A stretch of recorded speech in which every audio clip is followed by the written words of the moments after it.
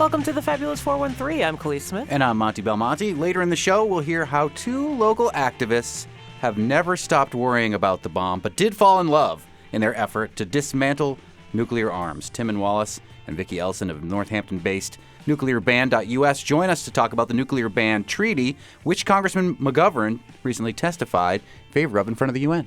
Plus, dinosaurs, because dinosaurs are actually a big thing in this area, and the history that surrounds that discovery even more so. The Great Greenfield Dino Fest happens this weekend, and we'll speak with Chris Jenke and Tim Newman about bringing history and art and not-so-giant dead lizards together at this event. But first, further down the Word of the Year rabbit hole. Emily Brewster, resident wordster from Merriam-Webster and spouse of other guest of today's show, Chris Jenke, the artist. We have been talking about Merriam-Webster and its Word of the Year, authentic. And Merriam-Webster's Word of the Year chosen by lookups at merriam-webster.com, as opposed to the Oxford English Dictionary's way of doing it, which is they let people vote this year, but it was Riz. I'm surprised it wasn't Wordy McWordface. That wasn't one of the options. But the runners up for Word of the Year with Merriam-Webster are almost as interesting because it shows you a little bit of the psychology of a year, because what caused people to go to the dictionary and look up these particular words. We're talking about more of the runners up, including, you teased last week, your favorite runner up. Let's save that one for last. I mean, I'm mostly just hoping that Elon Musk is a little less involved in the ones from this week, because last week he was involved in most of it. Yeah. Let's see how far we can get without mentioning him. For a bunch of these, it's just kind of a very short period of time that they were looked up an enormous amount. For example, this one, implode. Oh, dear. Huh. What imploded? In June, something imploded.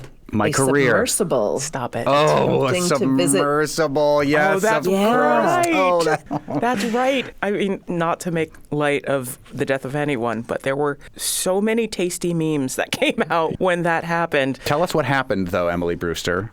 A submersible named the Titan was on its way to visit the wreck of the Titanic, and something went wrong and it imploded. To implode means that it burst inward, undergoing violent compression. And people are so much more familiar with the word explode, I think, that they wanted to better understand what implode means. While we're talking about implode, I do want to mention something really delightful about the word explode. Yes. Do you know any interesting facts about the word explode? No. It comes from the Latin word explodere, which means to drive off the stage by clapping. Whoa! To drive off the stage by clapping. Is that how they used to try to end a show? Yeah. I can only assume it was the equivalent of the gong. I That's love amazing. when words have hyper-specific meanings like that. Now we use a clap to signal that we really like what you did, but That's I guess what you then think. they Get were off using the it stage! to... Yeah. Off the stage! Get off the stage! I'm exploding you off the stage! That's wonderful, Yeah. but when you say it in today's context, that sounds so dirty and maybe like something you could be taken in for. Yeah. I can think of several characters in 2024 that I would like to explode from the stage. What's some more runners-up for Word of the Year, Emily Brewster? There were a variety of circumstances that led to people looking this word up. The word is covenant. Covenant we define as a formal, solemn, or binding agreement, also as a written agreement or promise. The first time this word spiked was a tragic school shooting. A school called Covenant School in Nashville had a shooting on March 27th. Yikes. So that event coincided with lookups. Then later, during the month of April, Guy Ritchie's The Covenant, a movie that depicts the rescue of an Afghan interpreter who had saved the life of a U.S. soldier in combat. That also coincided with spikes in lookups. And then in May, there was a new novel by Abraham Verghese called The Covenant of Water. That was an instant bestseller and also part of Oprah's book club. Big year for covenants, I guess. And then in early November, our Speaker of the House of Representatives, Mike Johnson, there are reports that he uses an app called Covenant Eyes to monitor the websites he visits. And this app makes it possible for his accountability partner to see which websites he visits. In this case, it's his teenage son. Wow. That's Orwellian. Interestingly enough, they've both purchased videos from George Santos on Cameo with this Covenant app on their phone. Hey, Julia! Congratulations on getting your driving test. You prove that even the legally blind can do it. I know that it's a bummer that right after you got the test and you show that you weren't a quitter, you got into that little accident. Look, a body cast ain't much. Goodness gracious, if you haven't been watching Jimmy Kimmel, he has been going to town and maybe getting sued by George Santos for how many videos he has paid for George Santos to do on Cameo. I think George Santos is just taking that money and putting it towards his legal fees. I think so, too. Oh, wow. Khalees, though, I didn't hear about you that. literally Okay. had a friend who got a George Santos Cameo. Yeah, I'm actually looking it up now. Hey, Ebro. I just wanted to stop by and say, chin up, girl. Here's what we should do. We should connect, and I'm going to go find you your next boo. How about that? Are there more words, Yes. Emily Brewster, that have spiked? We still haven't heard your favorite runner-up for Word of the Year 2020. I'm saving it. Yes, I'm excellent. saving it. Saving it for All right. marriage, just like the Covenant app. This word has a silent C, and it was looked up a lot because of 4 separate legal cases. Is the word indict? Indictment? Or like, Yes! I did everything right and they indicted me. I did everything right and they indicted me. My friends and I say that around all the time. I wonder who on earth this could be talking about. Remind people why there is what seems to be an extraneous C in indictment. Oh, it's definitely extraneous, and it didn't used to be there. There were scholars in the Renaissance who were correcting the English of the French borrowing, and they put the C in it because the Latin root has the C in it. So before that, it was spelled very reasonably Indite, and then they decided to do that for us. So now it's Indict, but not pronounced indict. Well, depends on who you ask. I did everything right and they indicted me. I was going to say, are we back to George Santos? I did everything right and they indicted me. We define indict as to charge with a crime by the finding or presentment of a jury, such as a grand jury, in due form of law. Let's see how many times that gets looked up as we go forward into 2024. Yeah, it's a good word to look up. We haven't gotten to your favorite yet. No, and we've got one more before the favorite, and Okay. it's a terrible one. The word kibbutz was looked up. Oh, Yeah.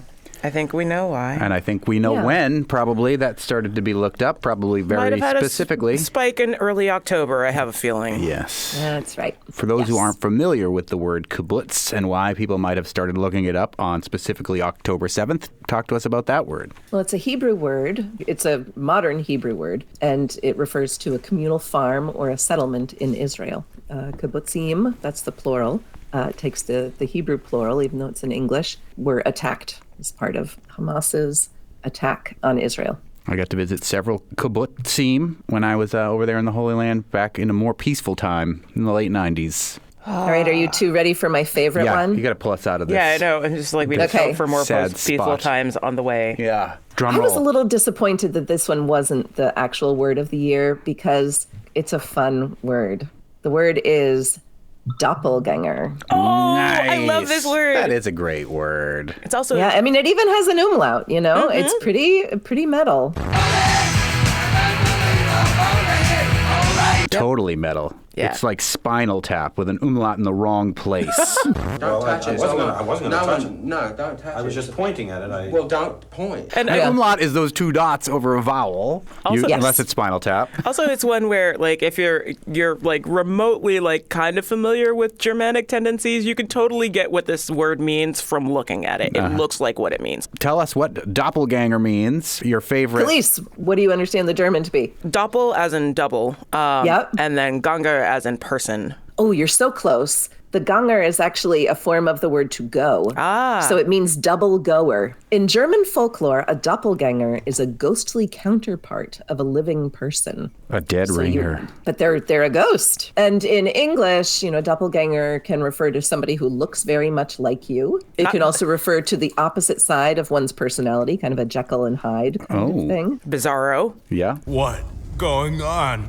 Me am Superman. But there were a few different times when this word spiked in lookups. The biggest one was the September release of Naomi Klein's book Doppelganger. But that was not the only instance. There is media coverage of 2 crimes, one in Germany and one in New York, each involving the murder or attempted murder of someone's lookalike. Whoa. Yeah.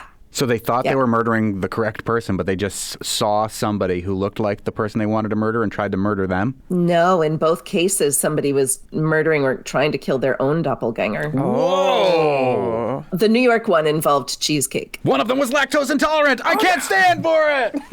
I think it was poison cheesecake. Wow. Poison cheesecake. A Russian woman living in New York City was sentenced to 21 years in jail for poisoning her doppelganger with a sedative-laced cheesecake. Wow. And then stealing her identification and other valuables. Whoa. Is it because the doppelganger was just better at being that person than the person who tried to murder them was? Or is it because they were just so angry that somebody looked just like them? Well, it's useful to be able to take somebody else's identification information if you need to escape. What was the other almost doppelganger murder incident?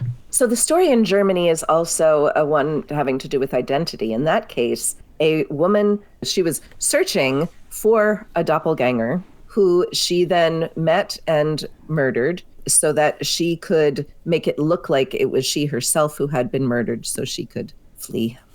It is an innovative way to fake your own death. To kill someone who looks just like you, plant your info on them, and run away. So listen, Fabulous 413 director Tony Dunn, who is also a bald white man who works at this radio station and gets confused for me all the time. You better watch your back, man. Hey, you don't look enough like each other. Watch out for that cheesecake, Tony Dunn. Now, it's helpful that you two don't have the same name. The same cannot be said to be true of another pair of people who a story about them correlates to a spike in lookups of doppelganger. They're these 2 men. They're both named Brady Feigl. One is 32, one is 27. They are both minor league baseball pitchers. They both measure 6 feet 4 inches tall. They both have red hair. They both wear glasses. In 2015, they were mistaken for one another for the first time when they had the exact same elbow surgery performed by the same doctor. Oh my goodness. That's just Isn't too much. that crazy? That's awesome. That's the best doppelganger story ever. It's the future of cloning. It's not so murdery. And there's something very interesting that happened why this story was prominent in 2023 is that the two, they took DNA tests to see if they were actually related, and they are not. Weird. So cool. I can see clearly, Emily Brewster, resident wordster from Merriam-Webster, why doppelganger is your favorite runner-up for Merriam-Webster Word of the Year. It's a good one. It's the most fun. And it's real fun to say, too. Doppelganger. Gesundheit. Quick note about my friend. I love when I get to surprise Khalees with my bumper music. This is my evil twin from They Might Be Giants. Perfect doppelganger song, especially if your doppelganger is trying to kill you. Oh my goodness, with cheesecake or something else more lovely. A quick note about my friend who got the George Santos cameo. Her name is Eberu, and as someone with another unusual in America name, I felt like we should just correct that on air so people knew. She deserves a George Santos refund, I think. I don't think she was the one who purchased it. Okay. Coming up, thinking globally and acting locally, Northampton-based Nobel Peace Prize-winning anti-nuclear activists working on a global nuclear weapons ban treaty and a fossil fuel-free future. We'll talk with Tim and Wallace and Vicky Elson.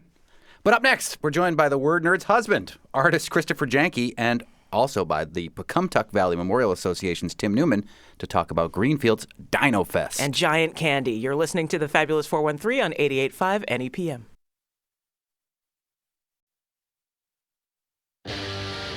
Local arts, local history, and local lizards. Although the producers of this festival would like you to know that dinosaurs are actually the ancestors of birds. You can see it pretty easily. It's the 7th Annual Dino Festival this Saturday and Sunday, December 16th and 17th. And joining us from the festival is Tim Newman from the Pecumtuck Valley Memorial Association and artist Christopher Janke. Tim Newman. First, what's the Pecumtuck Valley Memorial Association? It's the earliest historical organization in the area. It was started, and museum opened its doors to the public in 1880, the same year as the Museum of Fine Arts in Boston and the Metropolitan in New York. So we're in the big league. But it's a historical society, but also a memorial organization, very interested in indigenous peoples and also in early African American history. Incorporated somehow into the Dino Fest is going to be one very important African American, which we'll get to in a little bit. But tell us about the history of dinosaurs in our area for those who aren't familiar with it, and why it's such an important piece of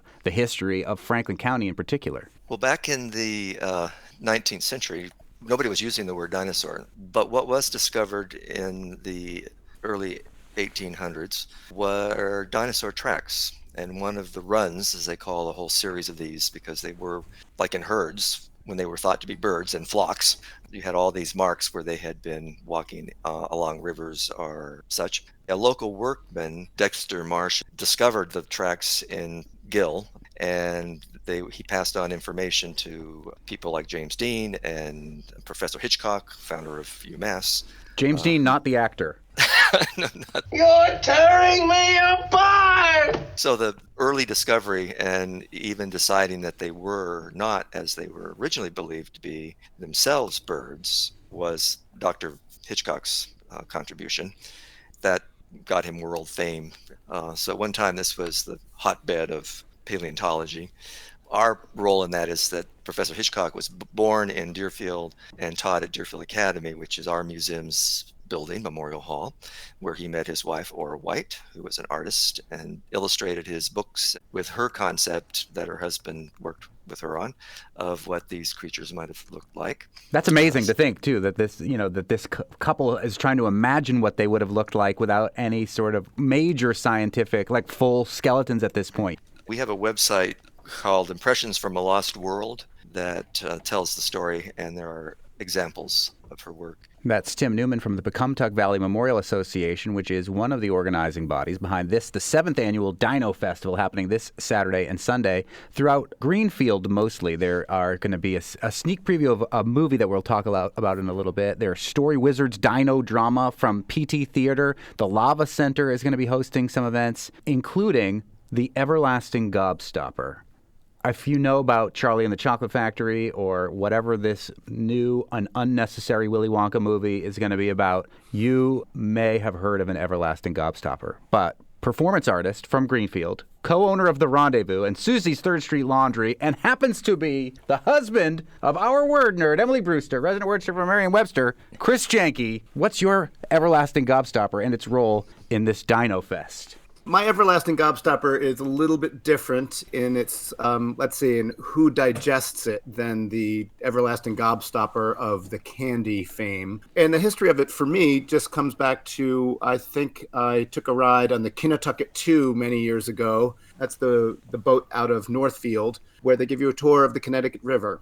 And along that tour, you learn that the geology of each side of the river is different. You also learn about some of the strange features of the Connecticut River. And as an artist, I tend to take in obscure facts and then twist them around for my own artistic benefit. And the Everlasting Gobstopper came out of my interest in that and my interest in sculpture. So I'm giving a lecture that's based on real things, the real geologic history of our valley. But the lecture also focuses on the future geology in our area. We start to imagine what will happen in the next 250 million years in the Pecumtuck Valley. Is that part of why armored mudballs are kind of attached to your section of the festival? Well, I don't know that Professor Little remembers the email exchange that he and I had many years ago when I was asking. I wanted some of my facts vetted by someone who actually knew something about geology, and he and I exchanged a number of emails, and he was kind enough to answer my questions and shrug a little bit at my suggestions about what will happen in the future. But the mud balls definitely are aesthetically similar to a gobstopper, and I'll be making the gobstopper during my lecture. I love it. A large structure that weighs a few hundred pounds. And if you missed our conversation from several weeks ago with Professor Richard Little, who is the champion of the Jurassic Armored Mud Ball as the official geological structure of the Commonwealth of Massachusetts, I urge you to go to the podcast. That was such a delightful conversation. Look, I heard about armored mud balls. Armored mud balls. Armored mud balls. Our armored mud balls. He will be involved in this Dino Fest too, I'm told. Chris Janke, the artist, who will be doing some Jurassic Armored Mud Ball-esque everlasting gobstopper action at the Dino Festival this Saturday. Yes, he's going to be displaying and talking about the armored mud balls just before I give my ridiculous performance. It doesn't get more ridiculous than Jurassic Armored Mud Balls.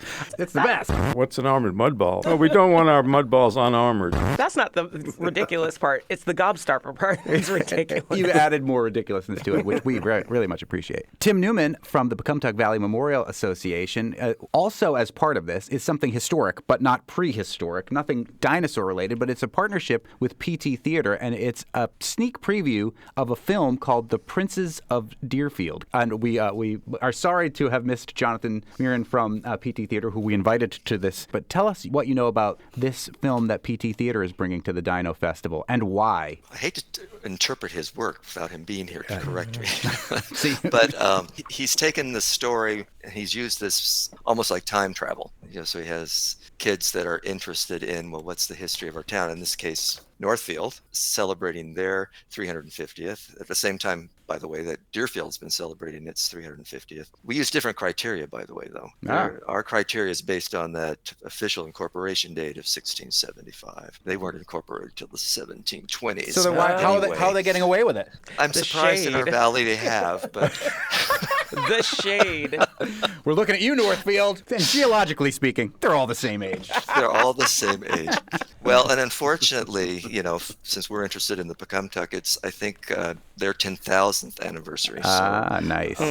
We have to put it all in perspective. But in the story, it's children sort of looking into this story and then what they imagine. PT Theater's The Princes of Deerfield, screening and reception at the Garden Cinema, telling the story of Abijah and Lucy Prince and a group of children from Deerfield. Children sort of looking into this story and then what they imagine Lucy as a black, very well known for her storytelling and her poetry. And actually, she was a legal mind because she had to defend her land once when the court was called in Vermont. Her neighbors were trying to take her land, and her husband was deceased. And so it was unusual for a woman to speak her own case, but twice she did this, had to protect her land. Prince, in particular, spent a lot of time in Northfield. One of the sad things about enslavement in the North is isolation, and he was the only black child in Northfield. There weren't black adults.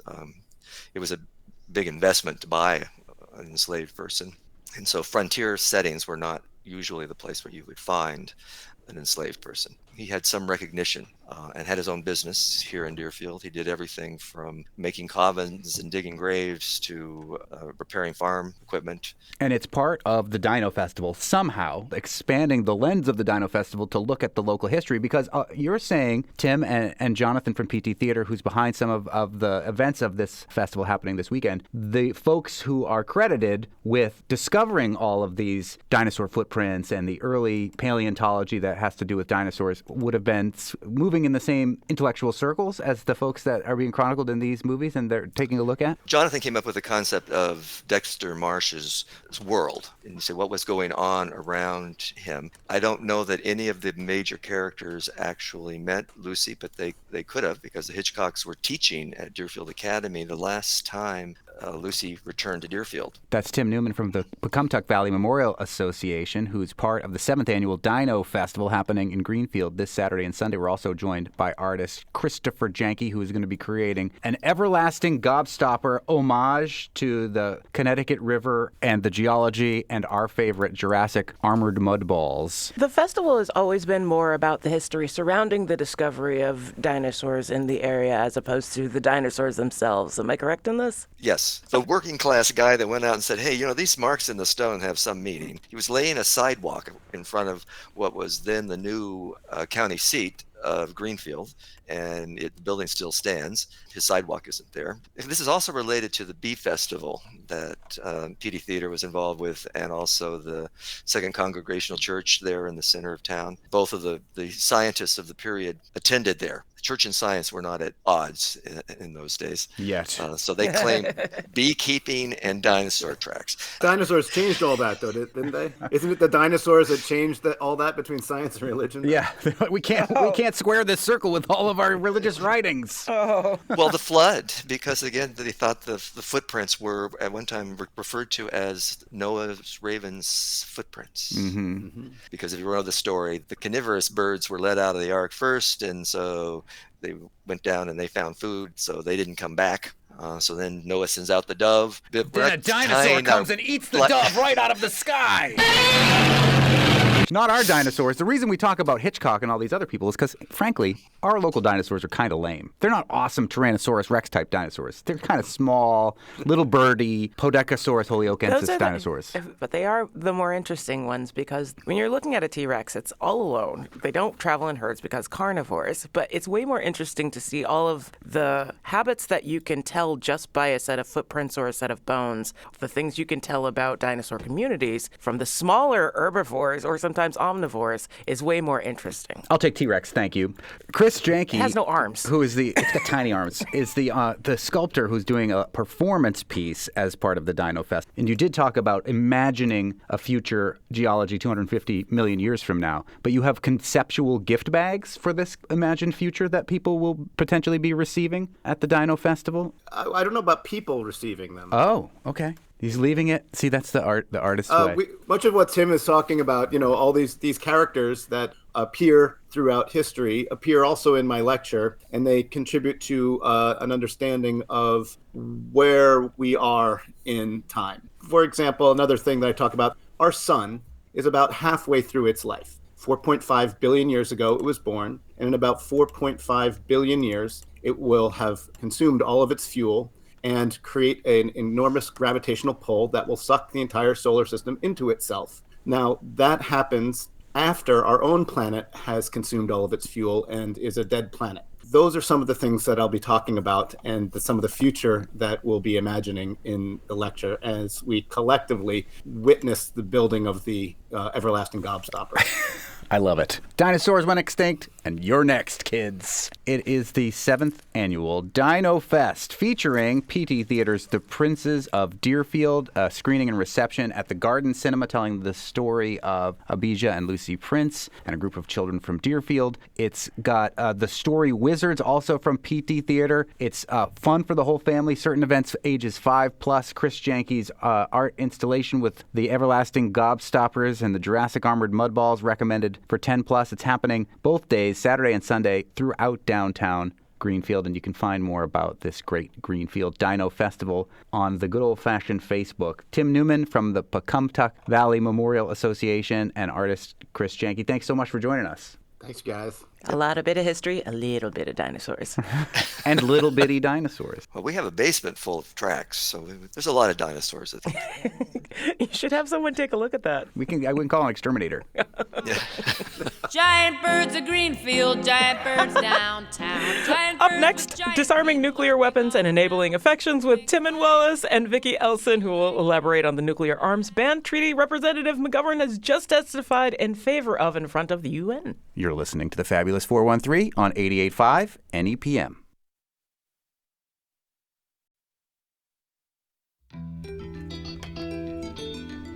Welcome back to the Fabulous 413. I'm Monty Belmonte. And I'm Khalees Smith. And we are joined in the studio by Tim and Wallace, who's the executive director of the Northampton-based nuclearban.us, who've been overseeing the strategy and campaign to build support for the nuclear ban treaty in the U.S. Congress. He's also the national coordinator of Warheads to Windmills Coalition and author of the forthcoming paperback, Warheads to Windmills, Preventing Climate Catastrophe and Nuclear War, out this Friday, December 15th. The book launch is at 5:30 on Friday at the Northampton Quaker Meeting House on Center Street. We are also joined by Vicki Elson, who is the executive director of Treaty Awareness.us and is the creative director and co-founder of nuclearban.us. Nuclearban.us is a partner of the Nobel Peace Prize-winning international campaign to abolish nuclear weapons. Thanks for joining us. Nice to be here. Thanks. We were joking in the green room that everybody in Northampton has a Nobel Peace Prize, because we also have had Dr. Ira Helfand from Northampton on the show talking about this same issue, but and he is also part of the same organization too. So he's got 2 Nobel Peace Prizes technically. Yeah. I mean, this is kind of a weird place to start, but do you get an actual prize? Like, is it up in your house somewhere? No, but we've seen it. Where is it? Well, it's floating around. I mean, there's a copy normally in New York, but the headquarters is in Geneva of the ICANN, so that's where they keep it. Oh, I see. Normally. It's not like the Stanley Cup where like you get to have it at your house for a period of time. No, we get to take our picture with it. Or like the Grammys or Oscars where like they give you one to hang on to and then like you get sent one later on. They're like, this is your real one. You have to give this one back. That's for TV. We have like the 5 to share. Yeah. Well, it was awarded to the whole team internationally. So that's a lot of people. Yeah. So the executive director who accepted the prize said, this is for everybody. So that includes you two. If you are working to promote nuclear disarmament, then you get the Nobel Peace Prize too. Yes. And so let's start with this nuclear ban treaty. And this is something that both of you have been working on for quite some time, but was in the news again just a couple weeks ago because U.S. Congressman Jim McGovern, who will join us on Friday this week because we're broadcasting live from the Rockwell Museum tomorrow, was the first U.S. congressperson to testify on behalf of this treaty in front of the UN. That was because of your lobbying efforts? And that's even though it's already been ratified by 69 nations? 69 countries, yep. Not the U.S., obviously. Yeah. We're slow to things. Mm-hmm. Well, we tried. We have 12 members of Congress who support the U.S. signing the treaty, which is not very many out of 435 or whatever. Another 42 support the U.S. embracing the goals of the treaty, whatever that means exactly. But so we tried to get some of them to come to this meeting. The last meeting was in Vienna, which was a bit harder for them, and this one's right around the corner in New York. We thought we'd get a few more, but Jim was the only one who came, along with Representative Lindsay Sabadosa from Northampton. So we had a state rep as well as a national rep, and they're the only 2 from the whole country that came from elected officials. Massachusetts represent. Yeah, yes, and all politics being local, there is a movement on Beacon Hill to sign up to this treaty as much as one can from the state level government as an aspirational note to say that this is something that Massachusetts cares about. Is that what's going on, Vicki? Well, that's us too. Yeah, we're working on legislation. It takes a long time to get anything through the Massachusetts State House, but we're getting there. Mm-hmm. It's legislation to create a citizens commission to look into what Massachusetts can do to prevent nuclear war, nuclear accidents, how Massachusetts jobs and people would be affected not only by nuclear war, but also by, if the weapons become illegal, as they are internationally, gradually, under the Treaty on the Prohibition of Nuclear Weapons, what happens to those jobs? And can we convert those people and those jobs and those facilities to, for example, making climate solutions, green technologies? So that's an exciting thing. We're making a little headway. We have a hearing coming up. Yeah, January 11th. There's a briefing for members of the State House hosted by Joe Comerford. Mm-hmm. Senator Joe Comerford. Senator Joe Comerford. And I think Mayor Ciara of Northampton will be testifying, along with people from various other organizations around the state. Because both of them are from Northampton, Joe Comerford and Mayor Shara. So, and like I said, everybody in Northampton has a Nobel Peace Prize. I was going to say, is this their low-key bid to try and get a part of that sweet Nobel Prize action? But we're speaking with Nobel Prize laureates Timon Wallace and Vicki Elson, who are part of the organization called nuclearban.us, who's pushing for this nuclear ban treaty and trying to convince the United States to sign up to it. There are many nations who have signed up to it. Are any of the nations who are currently signed onto the treaty nuclear powers? No. But if you look in chapter 10 and 11 of the book, you will see the breakdown of countries that have so far ratified the treaty. Some of them are very important allies of the U.S., like Ireland.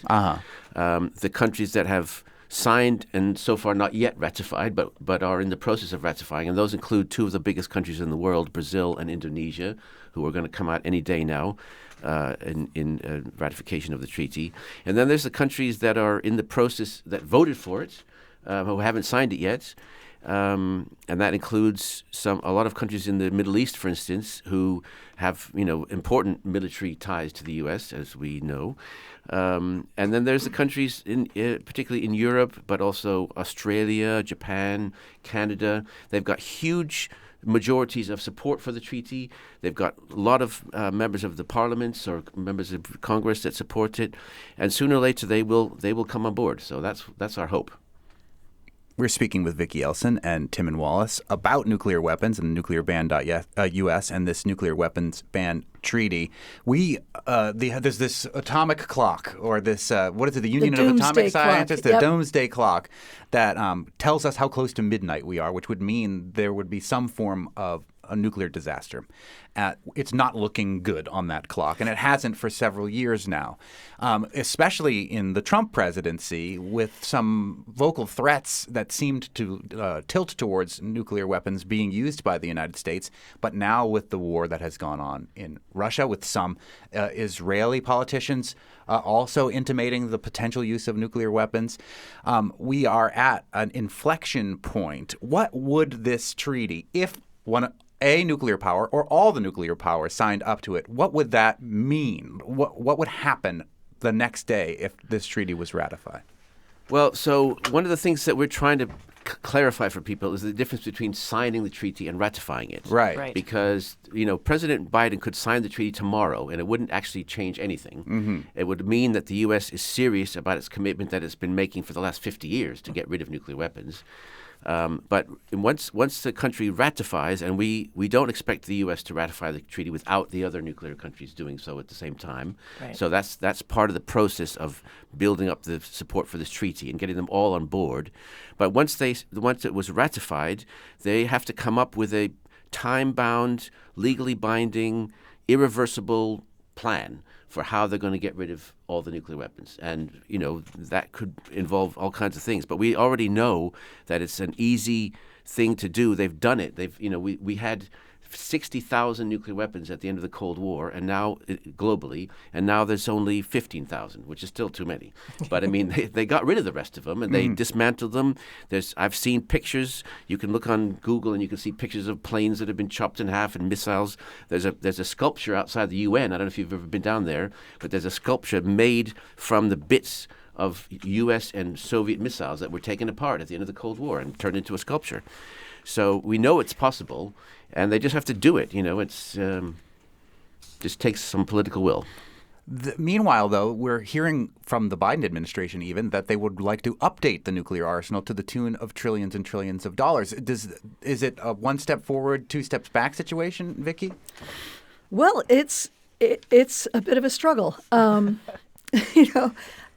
We believe that the people that are really pulling the strings here are the profiteers in both the fossil fuels industry and the nuclear weapons industry.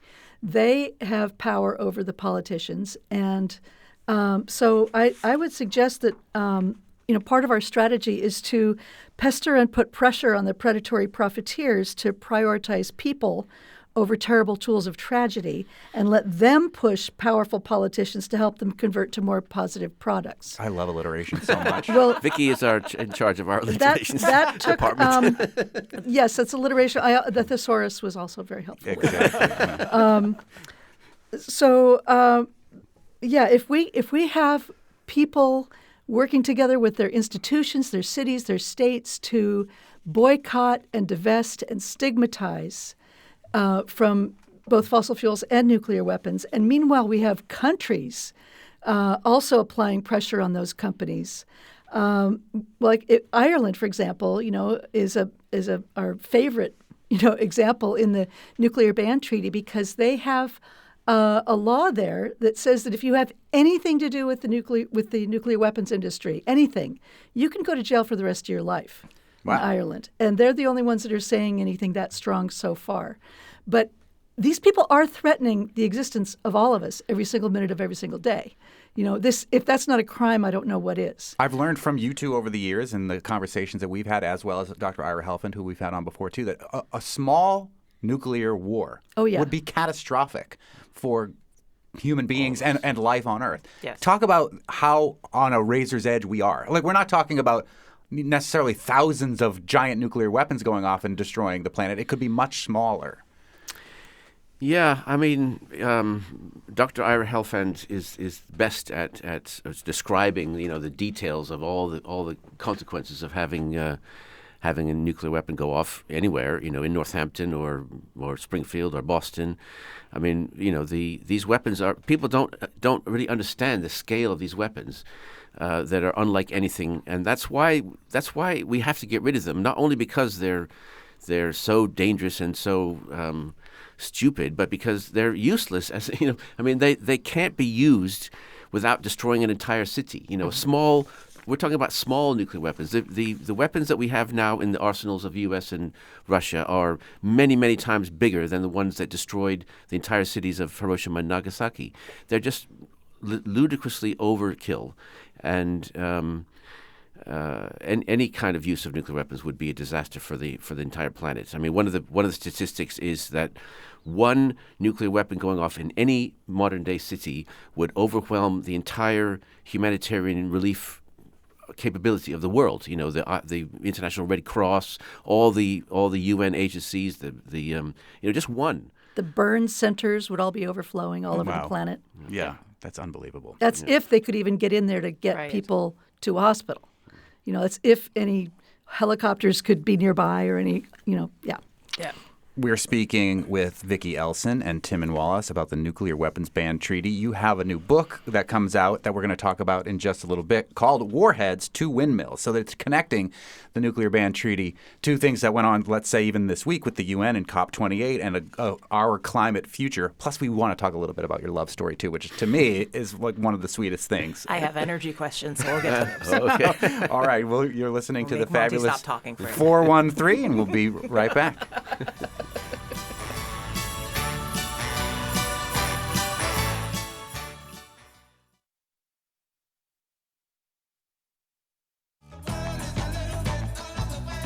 Welcome back to the Fabulous 413. We're speaking with Timon Wallace and Vicki Elson, two Northampton-based anti-nuclear activists. There's a new book called Warheads to Windmills that Timon has written and will be launched this Friday, no pun intended, launch, at 5:30 at the Northampton Quaker Meeting House on Center Street. And in that book, you talk about some false green energy solutions, which I thought was really, really interesting. Can we talk about some of those? Because clearly in this talk, we can't go much further without speaking about energy solutions to the fossil fuel industry, because we can't keep doing that. We're going to burn the planet up. But there are some things that people think are green that aren't really as green as they've been told. Oh, yeah. We have, people think the obvious conversion from nuclear weapons to green technologies would be all nuclear power. No, it's not green at all. It's only affordable because it started out as being subsidized by the nuclear weapons industry because plutonium is a byproduct. So it was really for making bombs. So but that's not the main problem with it. The main problem is that it is going to take too long. Even if, besides the there are other problems. There's Fukushima and there's Zaporizhia and weaponization of these plants. But really, long story short, it's not a climate solution. It's extremely dangerous. It's extremely expensive, and we simply don't have time to build enough nuclear power plants to make a dent in time to stop the climate catastrophe that's unfolding right now. There are things that we need to do for both fossil fuel and nuclear weapon banning between now and 2030 if we're going to make it. And then we have another set of things we need to do between 2030 and 2050. And what happens now lays the groundwork for those things. So we have to really be on top of both. So the book talks a lot about the short term. What do we need to do to lessen the immediate danger and get really moving towards abolition of both of these nightmare things? And then the medium term, complete abolition of fossil fuels and nuclear weapons. I asked him, I said, so that's the short and medium term. How come you don't have a chapter on the long term? And he said, well, if we don't do these right, there's no long term. And that I sat up straight when he said that. How long term are we talking there, Tim? Well, I mean, I don't know how closely you follow the climate discussions, but the most of the talk is about what will happen in this century, by 2100 if we don't meet the 1.5 degree target. And, the amount of sea level rise, for instance, is measured in centimeters. It's not huge. It would inundate large parts of Florida. Millions of people would be affected in Bangladesh and so on. But beyond 2100, you don't hear much talk about this. But in fact, if the ice caps melt, we're talking about sea level rise of 200 feet. Now, I don't know how high we are above sea level right here, but we would be underwater. 69 feet. Yeah, we're 69 feet here. Northampton would be on the edge Oceanfront. of the oceanfront. Yeah. So we're talking huge danger in the longer term if we don't address this now. One thing that I've gotten to know about the both of you is that you are now a married couple, but you kind of got to know each other while fighting nuclear weapons. You want to tell us your love story a little bit here, too? Because I think it's wonderful and inspirational. I have often called you the cutest couple in nuclear disarmament. And we have often quoted you saying that because we really like it. Well, Vicky can tell a story about our fourth date. It's my favorite story, really. Our fourth date was Tim was working at the UN that week. It was in 2017 when the nuclear ban treaty was being negotiated by delegates and ambassadors at the UN. And he happened to be in town for that in New York. He lived in England at the time. And we found each other online, actually, and discovered on the first date we both had daughters named Maya with pets named Cosmo and a lot of other very strange things. But somehow not doppelgangers. Right. So that was a good segue. Thank you. So he took me to the UN, and I'd never been to the UN before, and I'm like, oh, God, I got to tell my grandkids, this is the room where it happens. I'm in the room where it happens, And I happened to be in the building the day that the treaty was voted on by 122 countries voted to adopt the treaty. And there were people in the room who had been in Hiroshima and Nagasaki and had somehow survived and are now very elderly and have worked their whole lives to prevent this from ever happening to anybody ever again. It was an incredibly moving time. I wasn't in the actual room. Tim was, and he had the little plastic earpieces that translate in 6 languages, but they had run out of them. So he was just watching, and I was in the cafe at the UN texting him what they were saying because I had it on my computer. So we kind of shared the moment. And, they're supposed to behave really well at the UN and not jump up and down and yell and stuff, but they did. When this vote happened, people were ecstatic in that room after 72 years of trying to get such a treaty to happen. And now there's talk about getting a fossil fuel treaty as well.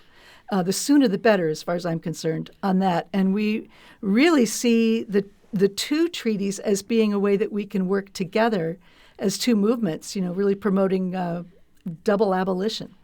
And there was at least a tiny bit of movement at COP28, the UN summit, which you were a part of in response to fossil fuels. It was at least brought up as something. I don't think it went nearly as far as climate activists were hoping.